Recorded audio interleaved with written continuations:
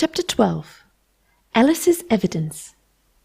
"Here!" cried Alice, quite forgetting in the flurry of the moment how large she had grown in the last few minutes, and she jumped up in such a hurry that she tipped over the jury box with the edge of her skirt, upsetting all the jurymen onto the heads of the crowd below, and there they lay sprawling about, reminding her very much of a globe of goldfish she had accidentally upset the week before.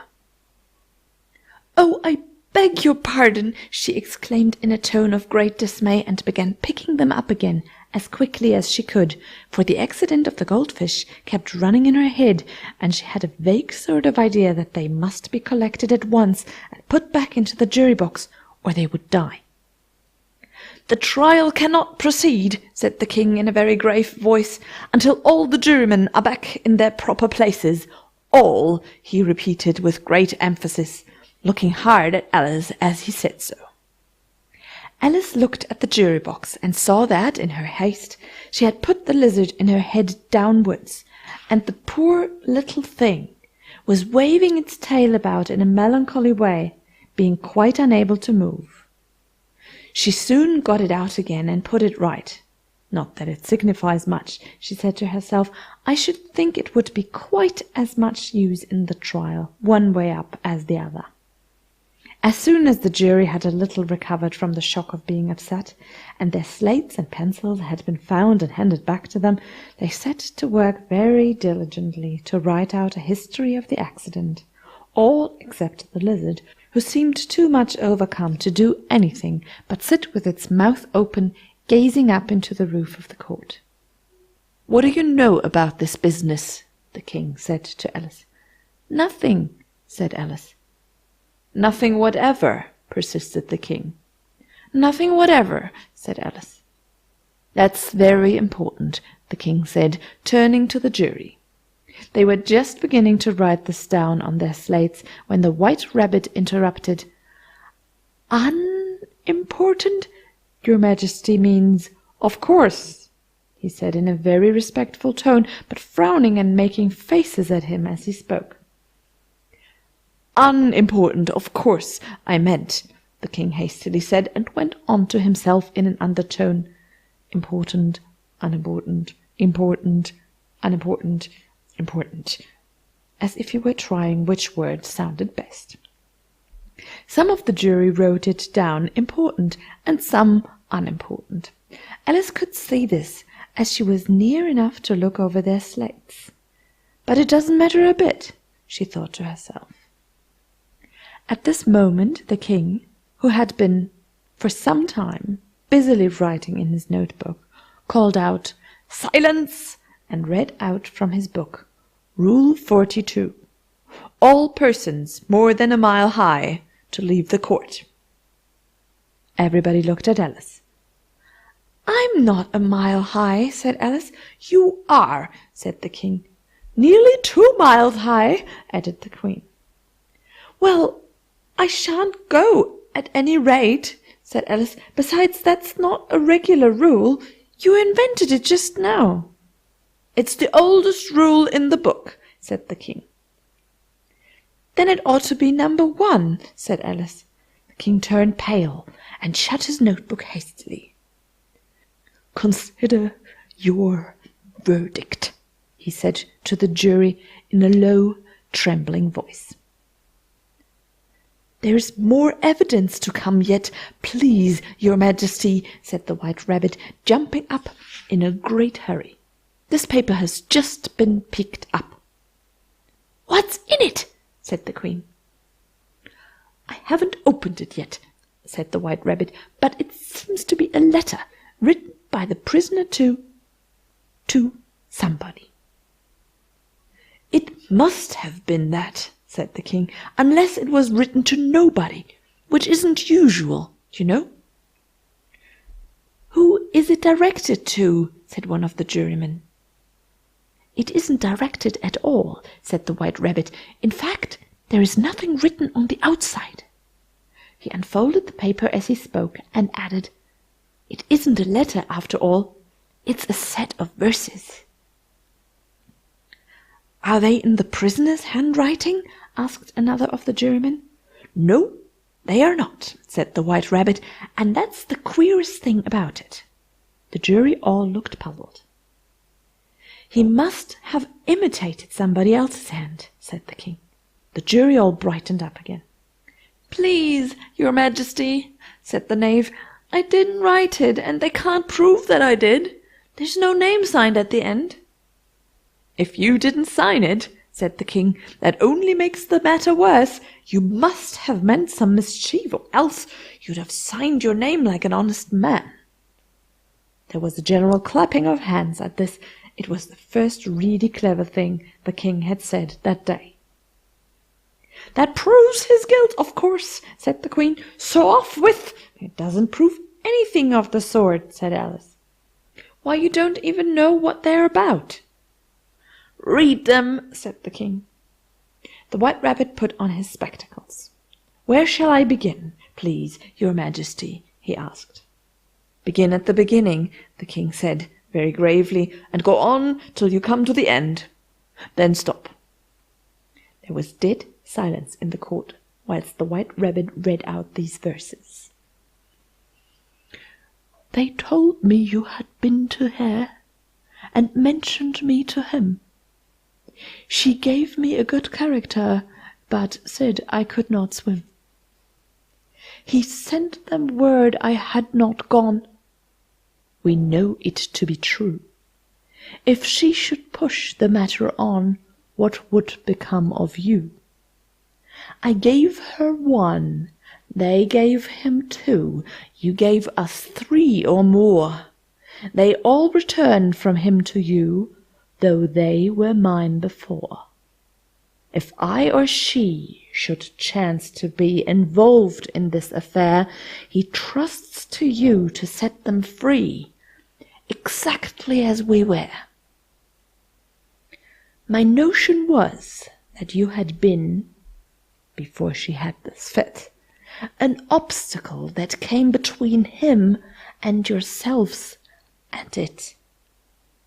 Don't let him know she liked them best, for this must ever be a secret, kept from all the rest, between yourself and me. That's the most important piece of evidence we've heard yet, said the king, rubbing his hands. So now let the jury. If any one of them can explain it, said Alice. She had grown so large in the last few minutes that she wasn't a bit afraid of interrupting him. I'll give him 6 pence. I don't believe there is an atom of meaning in it. The jury all wrote down on their slates, she doesn't believe there's an atom of meaning in it, but none of them attempted to explain the paper. If there's no meaning in it, said the king, that saves a word of trouble, you know, as we needn't try to find any. And yet I don't know, he went on, spreading out the verses on his knee and looking at them with one eye. I seem to see some meaning in them after all. Said I could not swim. You can't swim, can you? He added, turning to the knave. The knave shook his head sadly. Do I look like it? He said, which he certainly did not, being made entirely of cardboard. All right so far, said the king, and he went on muttering over the verses to himself. We know it to be true. That's the jury, of course. If she should push the matter on, that must be the queen. What would become of you? What indeed?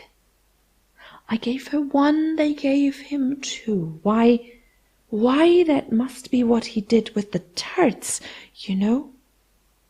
But it goes on, they all returned from him to you, said Alice. Why, there they are, said the king triumphantly, pointing to the tarts on the table. Nothing can be clearer than that. Then again, before she had this fit. You never had fits, my dear, I think, he said to the queen. Never, said the queen, furiously, throwing an inkstand at the lizard as she spoke. The unfortunate little Bill had left off writing on his slate with one finger, as he found it made no mark, but he now hastily began again, using the ink that was trickling down his face as long as it lasted. "Then the words don't fit you," said the king, looking round the court with a smile. There was dead silence. "It's a pun," the king added in an angry tone, and everybody laughed. "Let the jury consider the verdict," the king said for about the 20th time that day. "No, no," said the queen. "Sentence first, verdict afterwards." "Stuff and nonsense," said Alice loudly. "The idea of having the sentence first." "Hold your tongue," said the queen, turning purple. "I won't," said Alice. "Off with her head," the queen shouted at the top of her voice. Nobody moved. "Who cares for you?" said Alice. She had grown to her full size by this time. "You're nothing but a pack of cards." At this, the whole pack rose up into the air and came flying down upon her.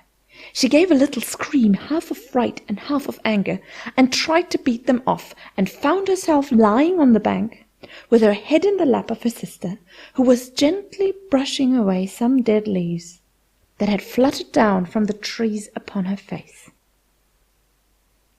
"Wake up, Alice dear," said her sister. "Why, what a long sleep you've had." "Oh, I've had such a curious dream," said Alice. And she told her sister, as well as she could remember them, all these strange adventures of hers that you have just been reading about. And when she had finished, her sister kissed her and said, "It was a curious dream, dear, certainly. But now run in to your tea. It's getting late."